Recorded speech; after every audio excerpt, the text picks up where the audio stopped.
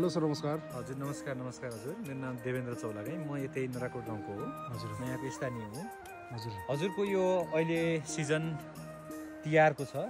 हजुर हजुर अहिले असोजको आज 20 गते भएको छ हजुर र यहाँ तपाईको मासी धानहरू देख्न सक्नुहुन्छ हाम्रो जुम्लाको। हजुर एकदमै विश्वकै सबैभन्दा अग्लो स्थानमा फल्ने मार्से चामल हजुरको यतैबाट पाइन्छ। हजुर हजुर यता मासी चामल हाम्रो यो सबै यतातिर पारिपट्टि पारिपट्टि सबैतिर हाम्रो मासी लगाइरहेको छ।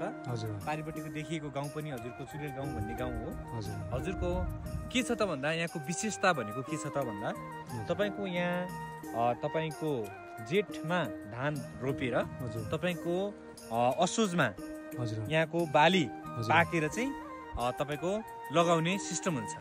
हजुरको यहाँको लोकल मार्सी भनेको तपाईको काठमाडौँमा जुन प्रचण्डहरूले दुर्गा प्रसाईहरूले भाइरल भएको मार्सी यही नै हो। एकदमै मिठो, एकदमै तपाईको स्वाद यति मिठो हुन्छ तपाईको हैन।